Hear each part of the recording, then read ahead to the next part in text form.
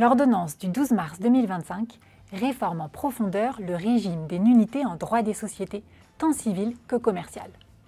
L'essentiel des règles figure désormais dans le Code civil.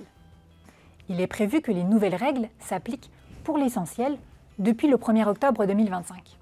En pratique, c'est plus complexe. En application du principe de non-rétroactivité de la loi nouvelle, les dispositions relatives aux causes de nullité ne s'appliquent qu'aux décisions sociales prises depuis le 1er octobre 2025 et aux contrats de société conclus depuis cette date. La réforme prévoit que certaines clauses statutaires doivent être réputées non écrites. En vertu de la théorie des effets légaux du contrat, ces nouvelles règles s'appliquent immédiatement et donc même aux statuts signés avant le 1er octobre. Enfin, le délai de prescription des actions en unité d'une société, d'une décision sociale ou d'un apport est réduit de 3 à 2 ans. Pour les délais en cours, ce délai de 2 ans est applicable immédiatement. Il court à compter du 1er octobre 2025 sans que la durée de prescription totale puisse excéder 3 ans.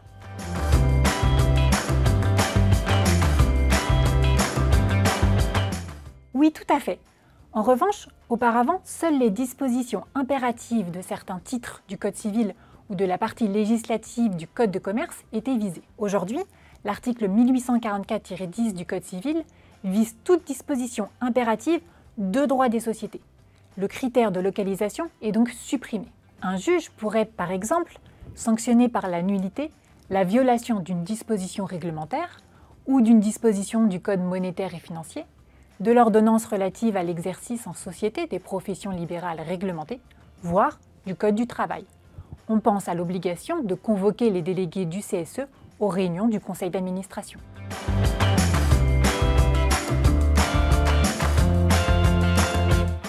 Un triple test doit être respecté. Le demandeur doit justifier d'un grief résultant d'une atteinte à l'intérêt protégé par la règle dont la violation est invoquée. L'irrégularité doit avoir eu une influence sur le sens de la décision. Enfin, les conséquences de la nullité pour l'intérêt social ne doivent pas être excessives au jour de la décision la prononçant, au regard de l'atteinte à l'intérêt dont la protection est invoquée.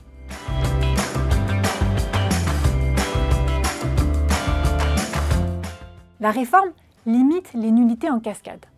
D'une part, le juge peut désormais différer les effets de la nullité d'une décision lorsque la rétroactivité de cette nullité est de nature à produire des effets manifestement excessifs pour l'intérêt social. D'autre part, la réforme prévoit que la nullité de la nomination ou le maintien irrégulier d'un organe ou d'un membre d'un organe de la société n'entraîne pas la nullité des décisions prises par celui-ci. Cela signifie, par exemple, que la nomination irrégulière d'un administrateur n'entraîne pas la nullité des décisions du conseil d'administration. En revanche, selon nous, cette disposition ne concerne pas les décisions d'associés.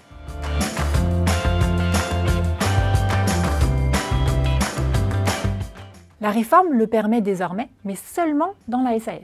Concrètement, les associés d'une SAS peuvent prévoir soit une clause dite balai, selon laquelle toute décision sociale prise en violation des statuts peut être frappée de nullité, soit la nullité de certaines décisions en cas de violation de telle ou telle disposition statutaire. Nous recommandons de privilégier la seconde option. On pourra prévoir la nullité, notamment en cas de violation des règles de quorum et de majorité pour les décisions collectives des associés ou les décisions d'éventuels organes collégiaux de direction ou de contrôle. Il faut avoir en tête que dans de nombreux cas, par exemple concernant les règles statutaires sur la direction de la société, la stipulation de la nullité dans les statuts sera le seul moyen d'obtenir la nullité, sauf abus de majorité, fraude ou violation d'une disposition impérative. Attention, le seul fait de prévoir la nullité dans les statuts ne garantit pas qu'elle sera prononcée. Le juge devra procéder au triple test que nous avons déjà évoqué.